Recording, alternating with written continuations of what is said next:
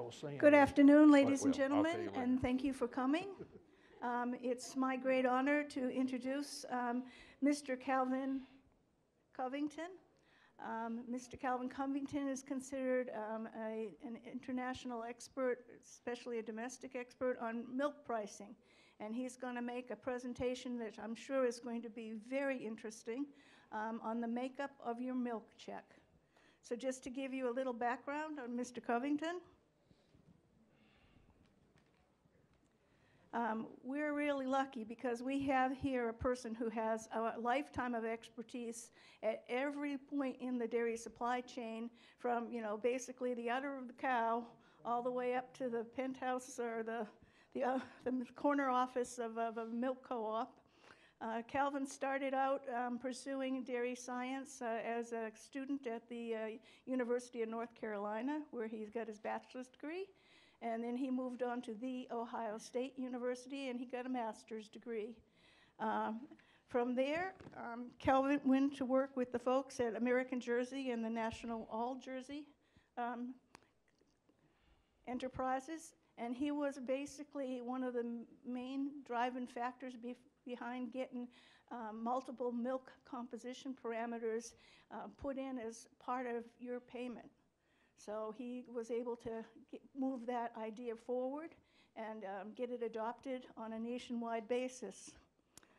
From there, Mr. Calvin, he went on to become the CEO of a full-size dairy cooperative, the Southeast Milk Incorporated. And there, Mr. Calvin, he was involved in milk marketing, in the process plants, in the milk transport, and even in the feed mill. So he was working really at an intensive level there. When he retired from that, he went back to his family farm. It's a Century Farm in North Carolina, and he's managing that farm today. He's also helping local farmers with consulting services, and he's a member of the Farmer to Farmer program, which is an international program that reaches out to folks in developing dairying countries, for instance, Africa and the Middle East. It seems that Mr. Calvin has helped on 10 different missions in that area. So he's also made proposals to the federal milk order, and he's testified before Congress. And he contributes regularly to a number of trade publications, including the Progressive Dairyman. So I think it's worth giving him some time today to really understand what his suggestions are, because he's not only coming with the experience of the past and with basically running a dairy farm today, so he's very aware of realities, but he has a vision, and he's always had a vision, and he'd like to share it with you. So I could almost suggest that instead of the makeup of your milk check, this presentation could be more appropriately labeled making the most of your milk check, and that's what we all need to do. So please join with me in welcoming Mr. Calvin Covington. Okay. Jackie, thank you very much for that very kind and generous introduction. And it's sure good to be here with you. It's been several years since I've been here at the World Dairy Expo, and probably one of the greatest things here is just getting a change in weather. If you've been following the weather map, we've been having record heats back home in the mid-90s, so it's quite refreshing. But I want to begin with three thank yous. First of all, I want to thank the World Dairy Expo for still remembering me and called me back to do this presentation, because I just love talking about milk pricing. And number two, Jackie, thank you and your company for being a sponsor. But most importantly, I want to thank you for being here. When you do events like this or presentations in a big festivity like the World Dairy Expo, you don't know whether 0 people are going to show up or 2 people are going to show up. But I'm sure glad to see all of you here, because I know it's a lot of competition for your time. So thanks a lot for being here. The topic I was given was the makeup of your milk check, or I might break it down just a little bit and I'm going to be talking about more the mechanics of your milk check, the mechanics of your milk check. And as we go along, if you have questions or if there's something that's not quite clear, just raise your hand and I'll do my best to answer that. And since I'm going to be talking more about the mechanics, I won't go into a lot of depth about maybe things that need to be changed or so forth. You might hear a few comments about that. But you'll save some of that if you wouldn't mind for questions, because I'm going to try to save at least 20 minutes or so for questions. So any discussion we want to get on that, we can sure do it. Okay, let's get going here. If we look around the country, and just go and do a survey of all the milk checks of dairy farmers around the country, we're going to find about 90% of those dairy farmers are paid under a system called multiple component pricing. And again, the milk checks can vary a little bit, but basically those farmers, those 90%, that milk check's going to be a price for a pound of butterfat, a price a pound of protein, a price per pound of other solids, then a producer price differential on a per hundredweight basis. About half of those 90% would get an adjustment for somatic cell count, and then all your other premiums and deductions. Haulins, promotion assessment, co-op dues, equity, or so forth. About 9% of them would be still under skim butterfat pricing, mainly in the Southeast. But I'm going to focus on the left-hand side, because on the skim butterfat side, really all that is, on the skim side, is just taking the protein and other solids and paying it on a per hundredweight basis, taking the producer price differential and sharing it between the skim and the butterfat. So most of mine is going to be on the left-hand side today. So let's start breaking down the mechanics or the makeup, how we get to those prices. And one of my goals today is that I hope I can give you enough information that if you want to do some projecting on your own, you should be able to do it. Because a lot of people ask you, what's the milk price going to be? Well, I think everybody in this room can take some information I'm going to have here today and be able to do your own projections as well.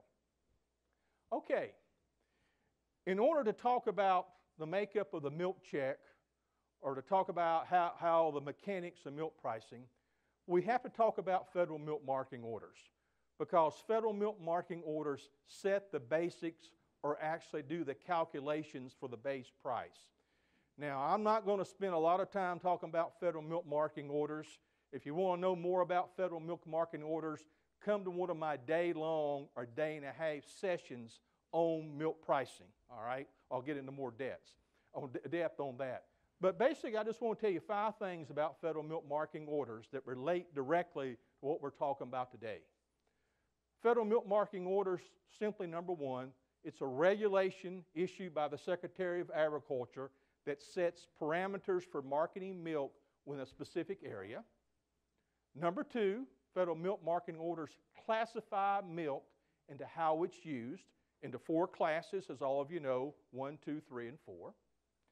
And then number 3, I'll hit on this more later, but federal milk marketing orders establish minimum prices that regulated, and that's the key word, that regulated milk handlers or buyers must pay for milk, how it's used in each of those classes.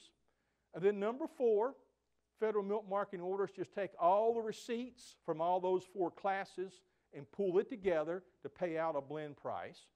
And then the 5th, they establish requirements for what dairy farmers must meet in regards to pooling milk and so forth to participate in a specific federal order. And then just to show you a map that's familiar to most of you, we've got 11 federal milk marketing orders today with the addition of California. You'll see the white areas on the map are areas that are not under a federal milk marketing order.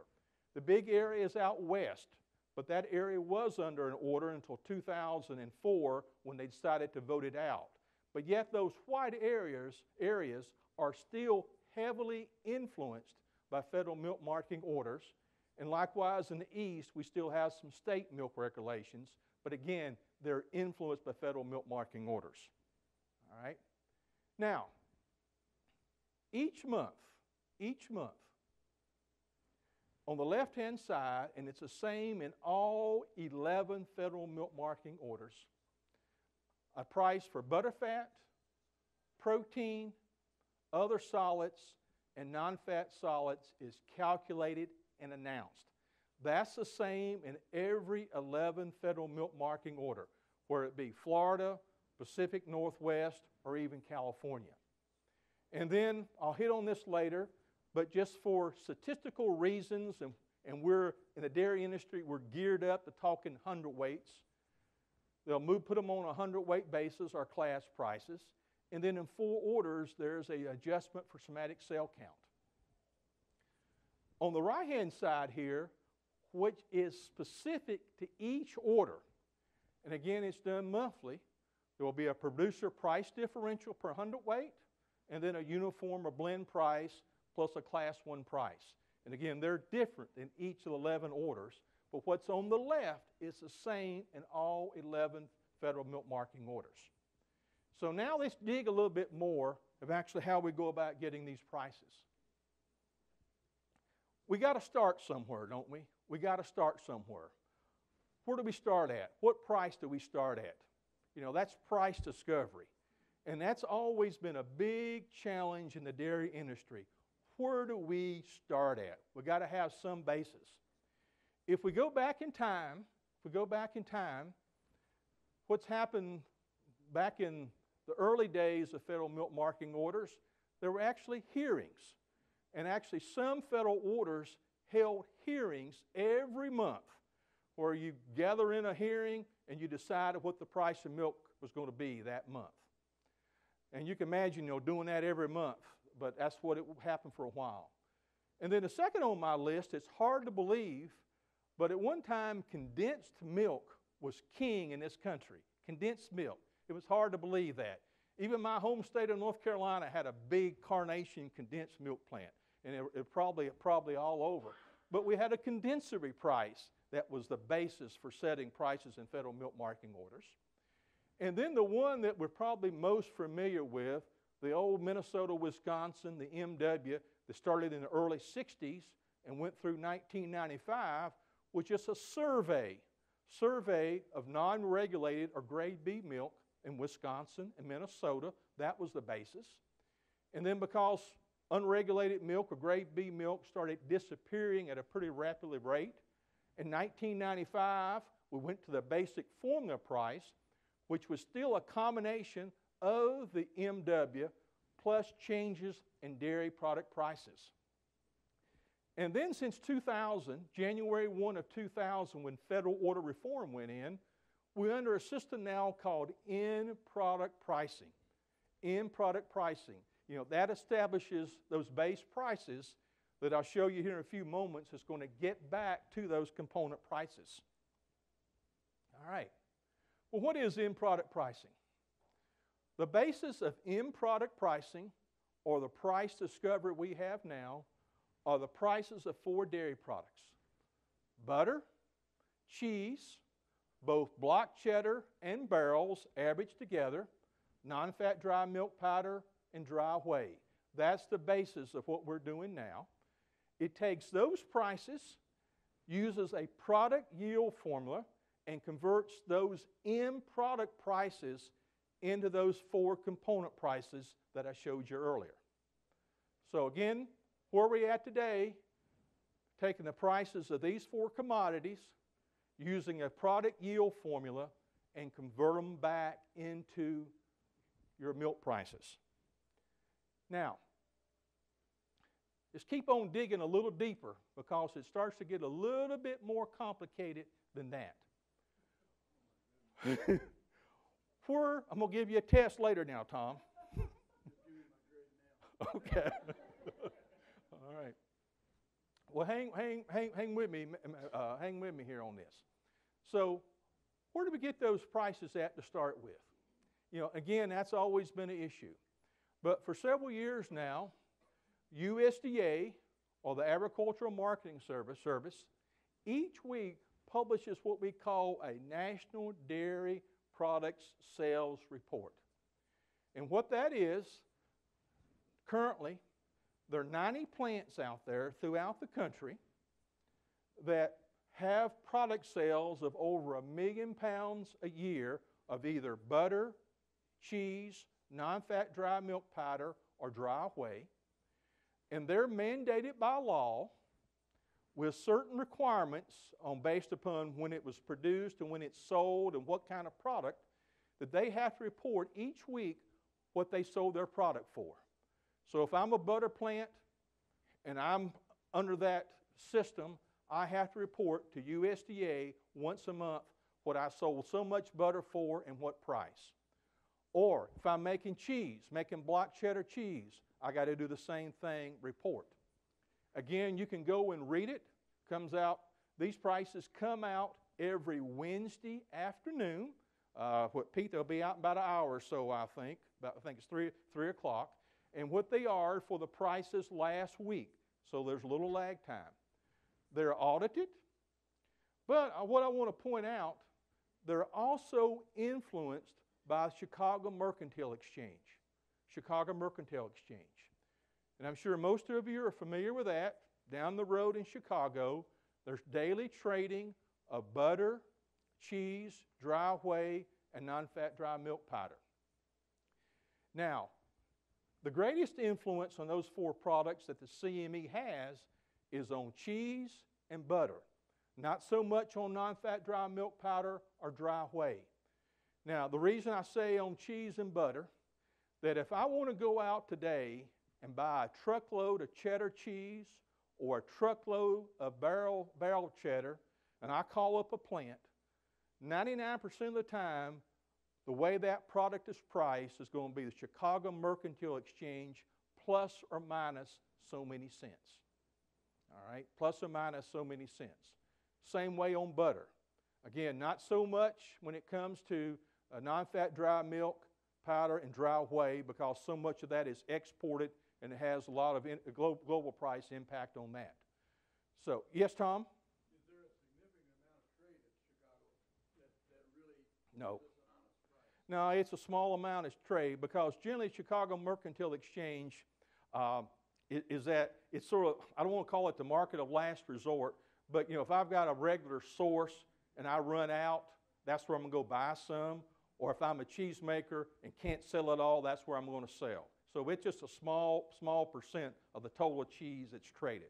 Yet that's a big influence on our price. It's a very, very strong correlation. Very, very strong. Okay, we're sorry, we missed the microphone. Yeah, We'll get it next time. just to let you all know, if you're going to ask a question, please let me run the microphone to you, because if you don't get the microphone, it's not going to go on the video that they're making, and it's not going to be as coherent to the people who are looking at the video. Yeah. So just let me run to you, and I'll get there as quick as I can. Okay, I'm sorry I missed that, Jackie, but thank you. All right, but it is influenced, and strong correlation. But again, I just want to point that out. Can that market be manipulated? Can that market be manipulated by entities? You hope it's not, but unfortunately, In the past, has it been? But unfortunately, there's been some cases in the past, and there's been some fines where it has. Okay. All right. Now, just to show you an example of this was for the weekend in September the 14th. And again, these are products that those prices will show on that dairy product sales report. Block cheddar, barrel cheddar, it shows the volume, butter, dry whey, non-fat dry milk. And again, one thing I want to point out on this, I mentioned on cheese, where the block cheddar and the barrel cheddar is averaged together. A lot of times we only follow block cheddar, think your milk price is going to go up. But you got to remember, barrel cheese is about a half of that, affects that price, and the two average together. And you can see here on the 14th, there was almost a 25-cent spread there. All right. But again, you can go to the website. This comes out every Wednesday afternoon. But this is going to influence the basics of your milk price right here. All right. Now, so we get those prices. Ours our price discovery. We get those prices. Well, how do we go from those prices to those component prices? Well, two things. Number one, we got to know how much butter we make out of a pound of butter fat. We got to know how much cheese that we can make from a pound of protein and also fat. Same way if we're drying whey, the same thing if we're drying non-fat dry milk powder. So we've got yield factors. For example, If I'm making cheddar cheese, a pound of protein will yield 1.383 pounds of cheese. A pound of fat will yield 1.572 pounds of cheese.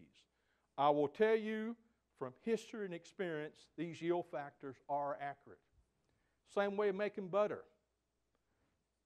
A pound of butter fat will make 1.211 pounds of butter, and on down the line. So those yield factors are, again, they're solid. But there's a make allowance. And this is the one that gets to be the most controversial, is the make allowance. If I'm a cheese plant and I'm selling cheese at $2 a pound, and I know what I can get out of it, it costs me something to make that cheese. And so that's the reason we have a make allowance. If we go back to the old Minnesota, Wisconsin, there was a make allowance in the old MW. It would vary seasonally and so forth, but this wasn't transparent like this system here. So there is a make allowance. Now, there are discussions going on, and in fact, just 30 minutes ago, American Farm Bureau Federation came out with some recommended changes for federal milk marketing orders, and one of those concerns the make allowance. That's always been a controversial issue. But again, getting back to your mechanics today, yield factor and make allowances. So how do we put those together? Here's the yield formulas. Here's the yield formulas. And again, if you take these yield formulas, plug those prices in there, you can start projecting your own milk price. And again, let's give you a simple, start with the easy ones up there with butter. How do we get the butter fat price per pound? We just take that butter price from that dairy product sales report, subtract the make allowance, a little over 17 cents, multiply it times the yield factor, all right? There we arrive at the butter fat price per pound. Other solids, the same thing, very simple. Now, we get the protein, it's more complicated. Now, why is protein more complicated? Think about cheese. What's cheese composed of? What's cheddar cheese composed of? Composed of three things. What are they? Protein, fat, and water. I mean, that's what makes up cheese. Protein, fat, and water. So, when we do the protein calculation, we know what the yield factor is for a pound of protein, 1.383, and for cheese, 1.572. But since we're also calculating that butter fat price from the butter, we have to subtract out the butter fat price, all right? And the reason we multiply it by the 0.9, because 90% of fat goes into making cheese, and then the ratio 1.17 is the ratio of fat to protein in making cheese. Now, the reason I throw this one out, formula out to you, you're going to hear more about that. Because over the past 2 years, what's happened to the price of butter? Gone up. So what's happened to your butter fat price? Gone up. If you noticed here in the past couple of years, what butter fat's been higher than protein, right? If we go back several years ago, sometimes what protein was almost twice the price of butter fat. And so there's question now whether this formula, doing it like that, is accurate. Many years ago, I think it was 2001 or 2002, we actually tried to have a separate butter fat price for cheese, but had a court issue on it and nothing ever happened. Now, so again, I only have limited time here, but you take these yield formulas, plug in those product prices, it'll tell you what your component prices will be. All right? Now, again, very simple terms, just trying to put it visually here.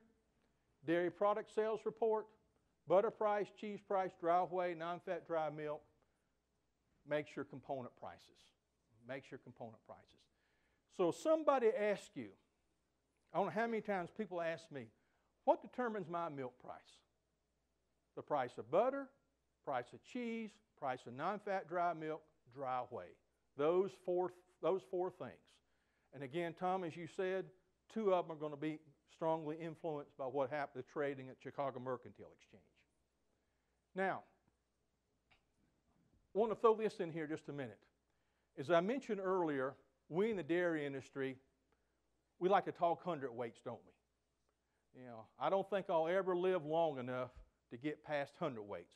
I wish we'd talk about pounds of components. Back when I was managing a co-op for the Southeast, we still had farmers talking about gallons of milk. So, I mean, it just takes a while to, and plants still like to talk about cans of milk. So it takes a while.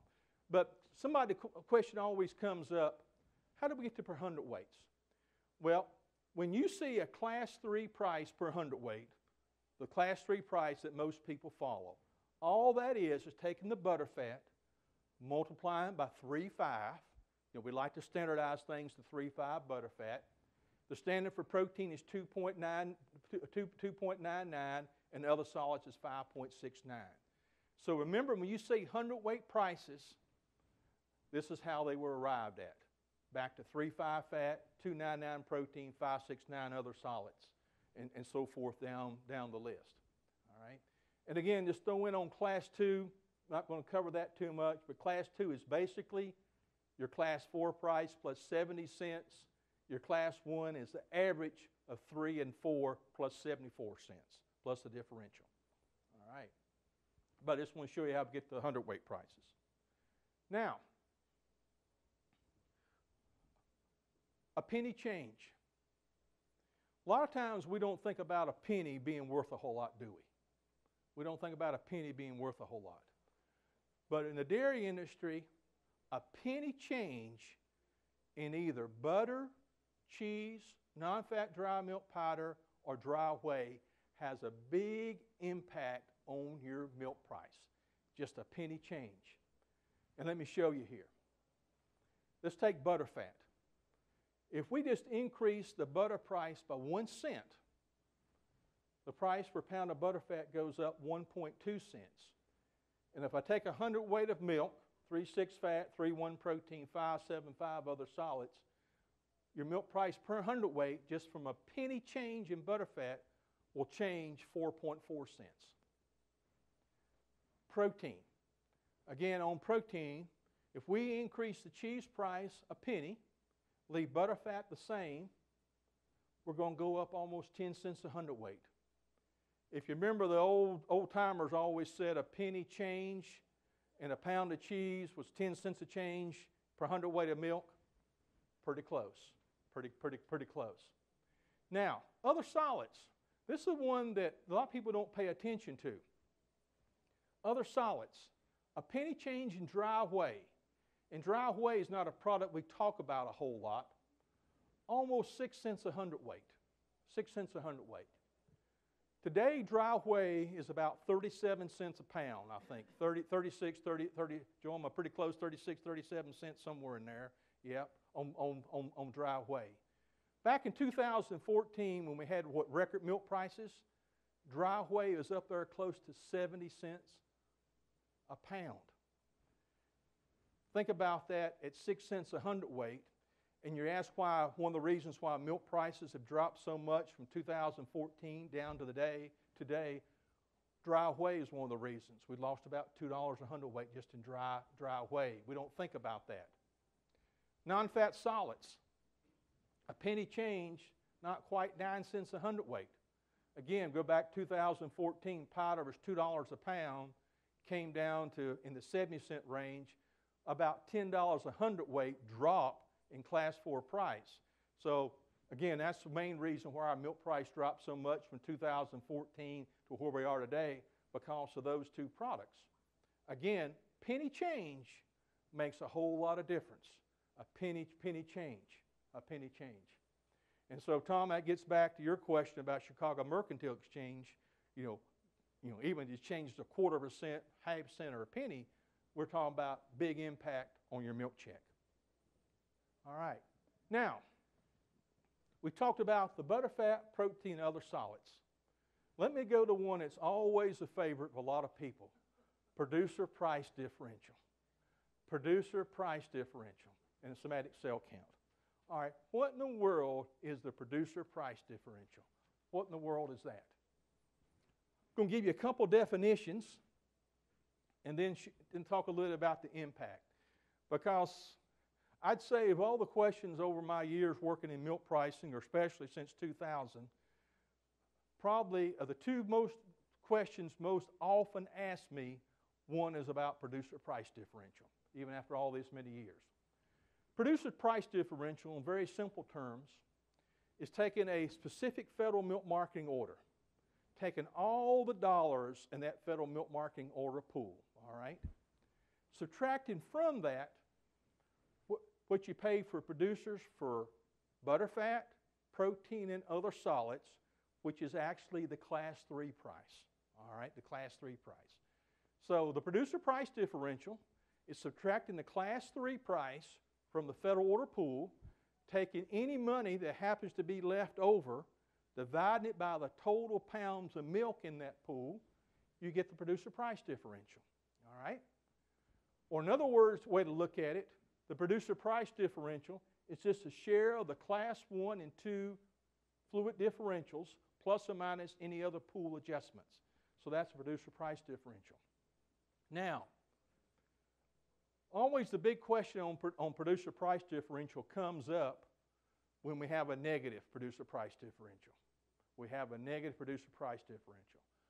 Why do we have a negative producer price differential? And it mainly occurs in areas like where we are today, the upper Midwest, where the Class 1 utilization is very low.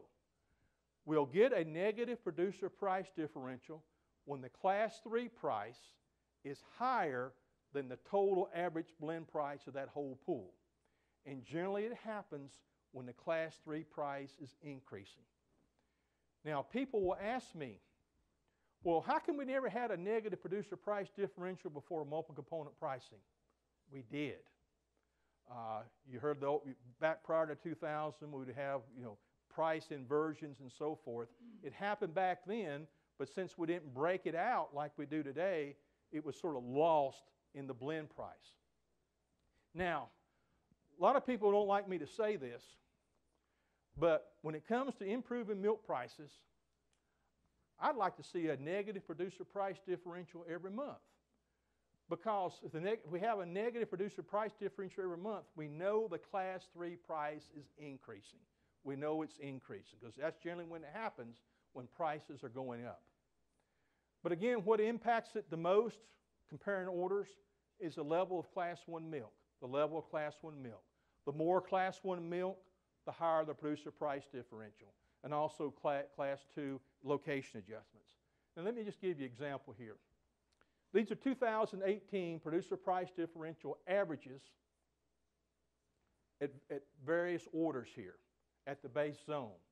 You can see here at the upper Midwest, you only had 9% Class 1 average in 2018. $1.80 class differential at the base zone, producer price differential 17 cents. Not a whole lot. But you go to the Northeast, 32% Class 1 utilization, higher differential, higher producer price differential, $1.47. Same way at the Southwest, it was $1.18.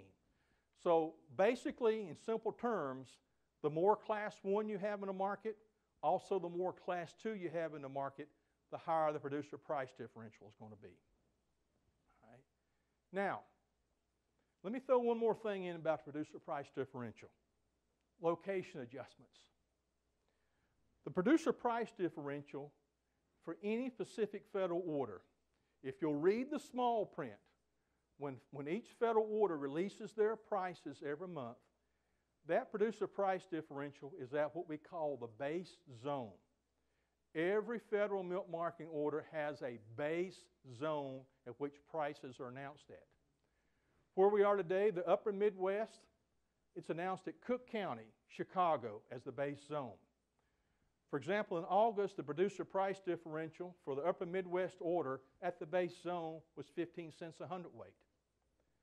But if I'm selling my milk to a plant in Minneapolis, which is still the upper Midwest federal milk marketing order, that's a 10-cent less, so my producer price differential would only been a nickel, Now let me give you a map to show this. And I just pull in the upper Midwest. Here's your base zone, $1.80 down here. But if I'm up in Eau Claire, Wisconsin, and I'm selling my milk into a plant that's regulated in Minneapolis, it's going to be 10 cents less. Your location adjustments are based upon the Class 1 differentials, all right? Now, if I'm located in Eau Claire, Wisconsin, and I deliver my milk all the way to Chicago, even though I'm up in that minus 10-cent zone from Chicago, I'm still going to get the full producer price differential down here. The point I want to make to you as you're looking at that milk check, look at your producer price differential at the base zone, but actually what you're going to get paid is where your milk is delivered to. That can be the differences. All right, now, okay, we've got a question? Okay, I'm sorry.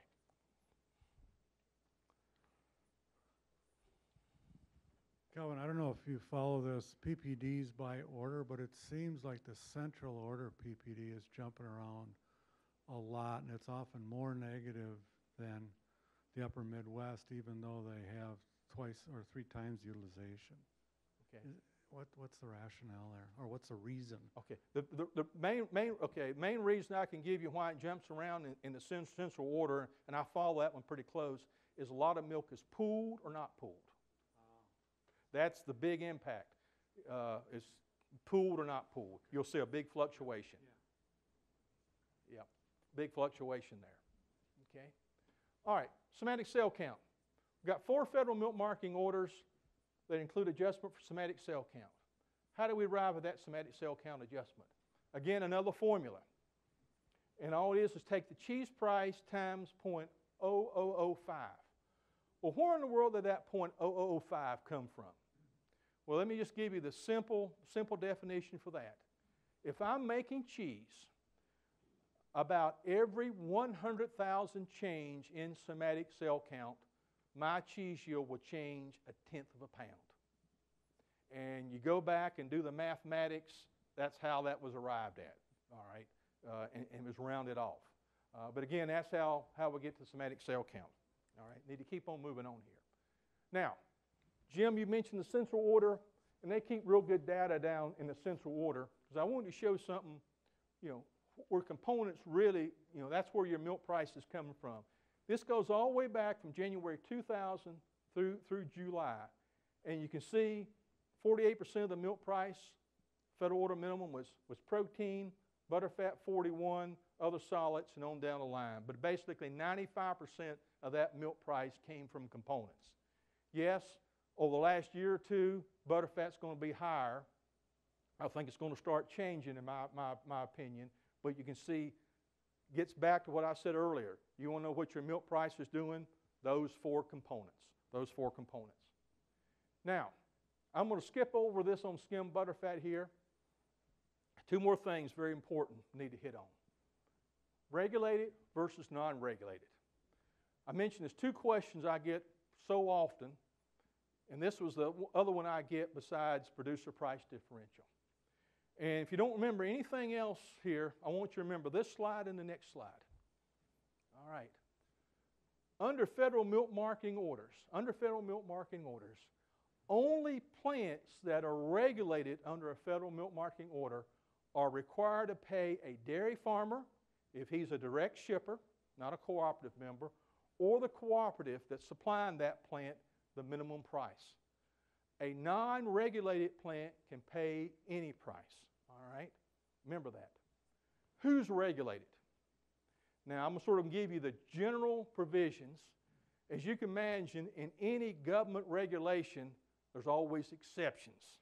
And we could spend 2 or 3 hours talking about all the exceptions. In fact, I've been to federal order hearings that's full of lawyers, and they'll spend all day talking about those exceptions, all right? So I'm going to keep it in general here for you. Who's regulated? Fluid milk processing plant. Almost all your fluid milk processing plants are regulated, and if they're under the order, they got to pay the minimum price to that dairy farmer or to the cooperative. Supply plant. At one time here in Wisconsin, Don Peterson, you'll remember this because I think there's one not too far from you. You'd see a lot of reloads out there with silos. And they're basically a reserve supply of milk for the fluid market. If they met certain requirements, any milk went through that supply plant or silo had to pay the minimum prices. Manufacturing plants, especially cheese plants here in Wisconsin. They can associate with a fluid milk plant or the group of fluid milk plants, meet certain provisions, and they can pull either all or part of their producer milk. All right? So again, remember, you got to be going to a regulated plant before you're going to get the minimum price. If you go to a non-regulated plant, that plant can pay anything they want to. You know, a cheese plant here in Wisconsin's not regulated unless they want to be a supply plant or associate. They can pay any price they want to. Yeah, they got to be competitive, but the order does not require them to pay a certain price. So why would a non-regulated plant want to be part of a federal order? A couple reasons. Number one, get a share of that producer price differential if it's worth it. Or, for example, today, if I'm a powder plant, Class 4 milk, that's a lot less than what it is going into cheese. If I can pool my producer milk, I'm going to be able to bring them up to that Class 3 price, draw money out of the federal order to keep my producers competitive rather than going to another plant. So, again, that's why they want a non-regulated plant would want to be a part of a federal order. Now, the other thing, cooperatives. Cooperatives are required to be paid the minimum price when they send their milk to a regulated plant. But they're not required to pay their dairy farmer members the minimum price. All right? I want you to remember that. Some of your forefathers. Oh, okay. The question was, who thought that up? I didn't mean to give you a short answer, but it actually goes back to the Agriculture Adjustment Act of 1937, all right? Okay. All right. And that's sort of another subject. All right. So why would a cooperative pay below the federal order minimum? Why? Well, back when I was managing Southeast Milk, you know, we're basically selling all Class 1 milk. We had to balance that milk supply.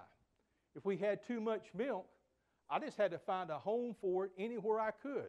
Sometimes we'd ship milk all the way from Orlando, Florida, up here to Wisconsin, and just get any kind of price we could for that milk, which was below, plus the transportation. So again, you've got a lot of non-regulated plants out there, especially when milk is plentiful. They're just going to negotiate with you what any price you can get for that milk. Then, cooperative-owned plants. And I can tell you from experience, and I don't mind because I'm getting so far removed from it now, when cooperatives get involved in milk plants, a lot of times they're at losses. They're a lot of times at losses. And again, that comes out of the member's milk check plus the cooperative cost. All right? So break it down. I'll give you two examples. So Pete and I milk actually both goes to the same plant. But I'm a direct shipper. I'm not a member of cooperative, and that plant is regulated. That plant has to pay me the federal order minimum price. But Pete's a member of cooperative. That plant pays Pete's cooperative the minimum price, but that cooperative can turn around and pay Pete any price they want to. They don't have to pay that minimum price. They can pay any price they want to. So again, I don't know how many times people ask me the question, well, why isn't the cooperative paying the minimum price? They're not required to, only on the other end. All right, the time's about to get close here. Last thing I want to encourage you to do, especially all the dairy farmers in the room.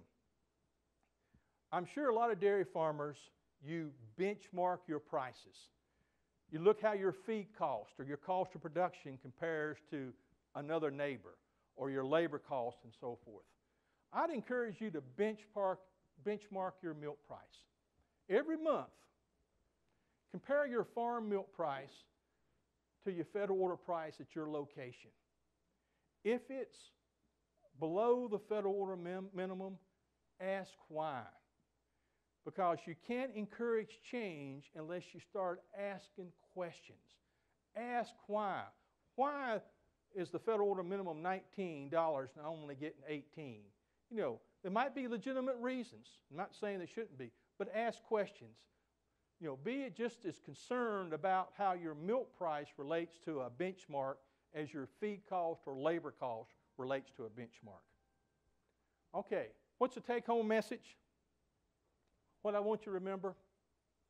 Just remember those 4 products: butter, cheese, non-fat dry milk powder, and dry whey. That determines the bulk of your milk price.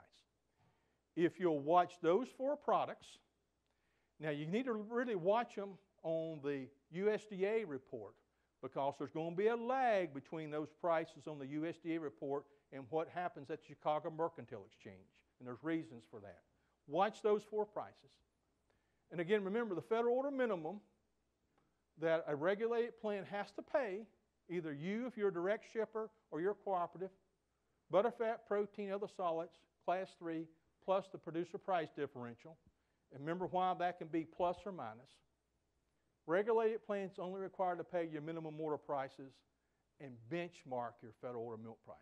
I just encourage you, just like you do your other calls, benchmark that milk price. All right. Again, thank you for being here. Here's my email address. If anybody would like a copy of that presentation or have any questions that I don't answer today, email me.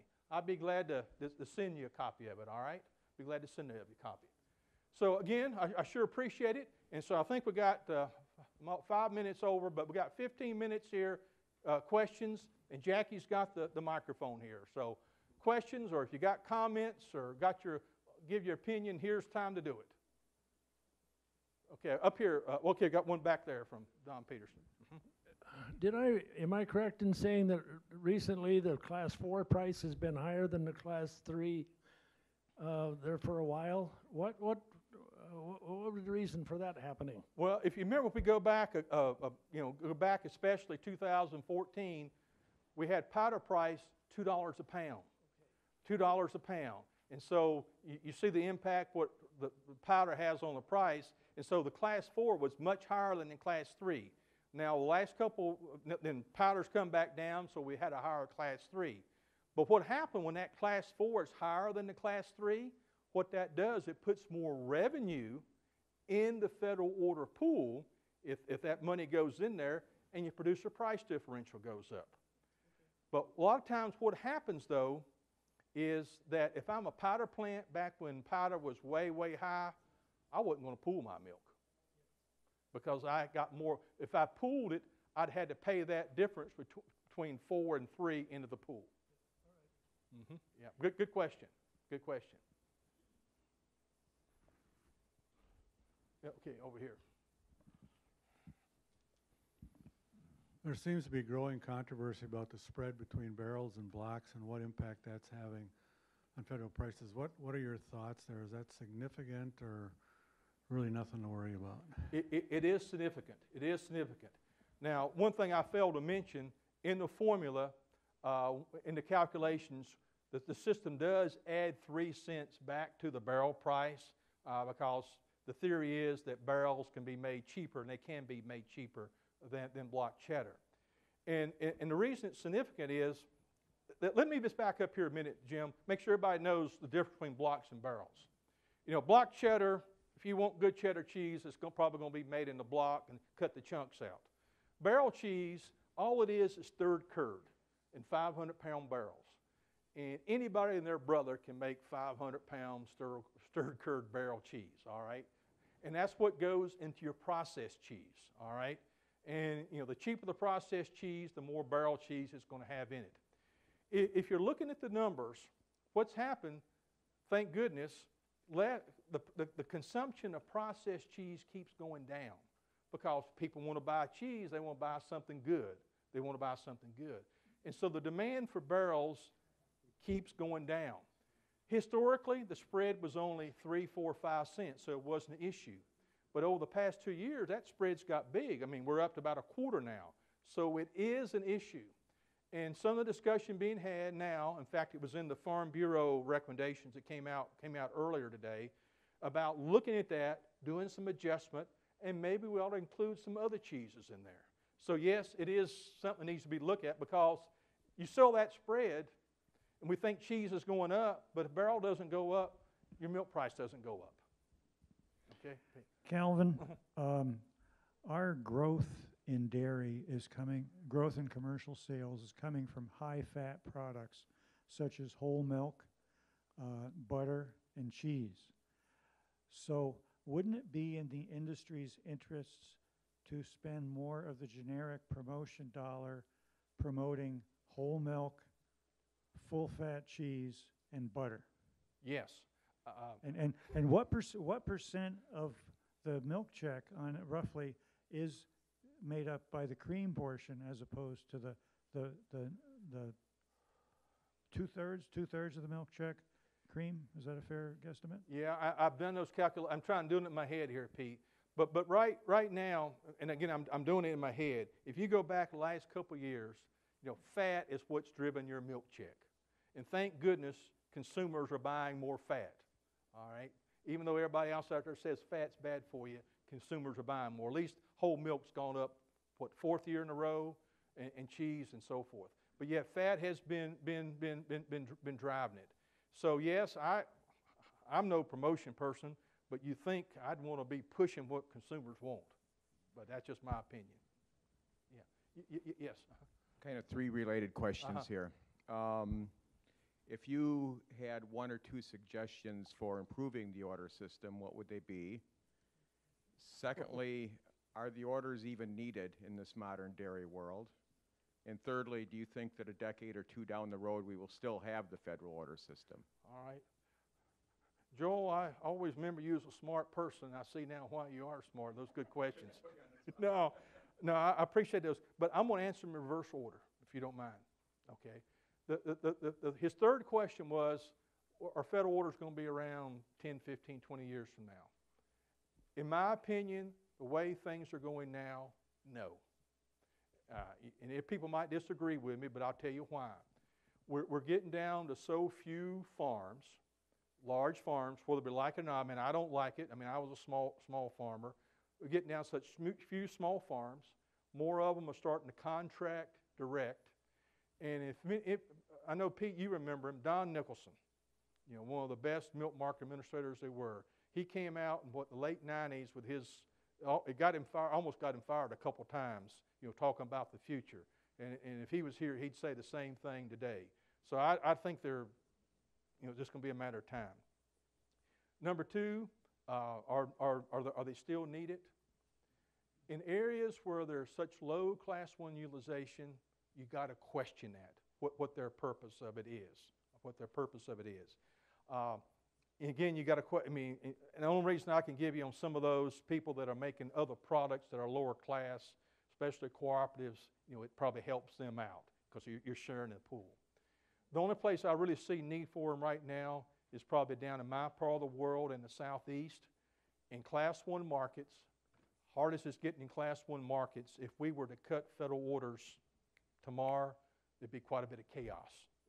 It needs some time to change. Other thing, what would I do to change them? I think some things we've already discussed. The product how we arrive at the product prices and some of those formula adjustments.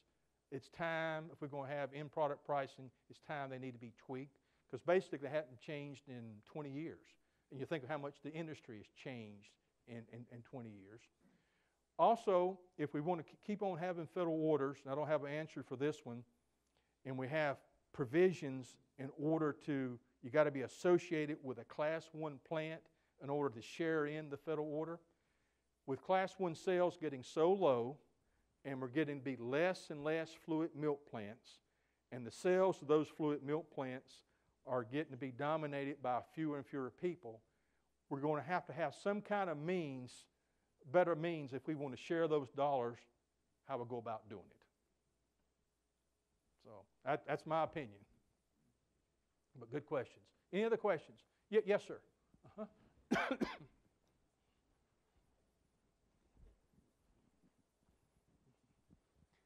Two-part question. Okay. Number 1, looking at some history, is within and between federal orders, I keep calculating about 1 point of Class 1 utilization is only about 6 cents a hundredweight on a dairy producer's milk check. Is Class 1 utilization really that important? And then number 2 is, again, looking back at history, there's no doubt that butter and cheese make up about 80% of the milk check, but if you look at the variance in milk prices over the last 3 years, it's non-fat dry milk that was actually more related to price than butter or cheese. Okay. When it gets to on class 1 utilization, my response to you would be, it depends upon where you're at. Okay? Now, when I managed a Florida-based cooperative, there was a big difference between if we were 90% class 1 utilization and we were 65% class 1 utilization, especially when you're dealing with a $5.40, $6. Now, up in this part of the world where you're $1.80 or less, yes, class 1 doesn't have that much impact. On your second part of the question there, it was talking about butterfat values. Say it one more time if you don't mind. Butter and cheese make up Yeah. a vast Yeah. majority of the milk check, but if you look over time, what's actually influenced the milk check month to month, it's non-fat dry milk. Yeah. It's like I guess it goes back to what I was telling Don back there. I mean, our big reason why our milk price dropped so much, non-fat dry milk, dry whey, those products, and the reason why we depend upon the international market, and everything else is domestic. Yeah, good question. Yeah, good question. The other questions? Oh, okay. I'm sorry. Yeah. Just a couple of questions on the source of some of the information. You were mentioning that the market values are posted every Wednesday afternoon. Is that CME, NASS? What is Okay, the source of that? that's the Agricultural Marketing Service. If you go to the federal, or any federal milk marketing order website would have it. Okay, but it's actually posted by the Agricultural Marketing Service Dairy Division. It's going to be posted there. Am I right? 3 o'clock? Is it 3 o'clock every Wednesday? East. Okay. All right. Okay. Yeah. And the second source of information would be where can producers, maybe anybody else in here can answer this for me, where can producers monitor product value, in other words, product quality, component makeup? If I want to know what fat and protein tests are running in this federal order as of September 1, and the seasonal effects and so on, where can I find those averages? Okay. Well, and that's a data set that I keep, and where I get it from. All you got to go is each federal milk marketing order website. When they do their pool, which is going to be around the 11th of each month, they'll have a single sheet, and it gives you everything goes into that pool. You can look on that, and it will give you the average components. And then on some of them do better than others. The Upper Midwest does a good job. Pacific Northwest does a good job. The Central does a good job. They'll keep a history of them. And what I've done for several years, I'll just take all those, because they really hadn't been a good source, and just do a weighted average to show what the trend's been on components. But the sum of these two sources of information, if I, as a producer, wanted to produce a product that had a value of 20% higher than the milk in my area, I can back calculate that. If I know what the component values are in my neighborhood, and I know the pricing of the components, one can set financial goals from there. Right, yes you can. Or if you're on the plant side, you may have a product that's not regulated. Yes. So you can pay anything you want to. Okay, they give me the sign back there. I'm around here, so anybody has questions, feel free to ask me, but officially this has got to come to an end now. So again, I sure appreciate everybody being here. Thanks a lot. Thank you, ladies and gentlemen, for coming, and Paige and Peterson, who sponsored Mr. Covington. We're in booth 5007. We make analytical equipment for farmers to get your fat, get your protein. Come visit us, 5007. We'd love to chat with you.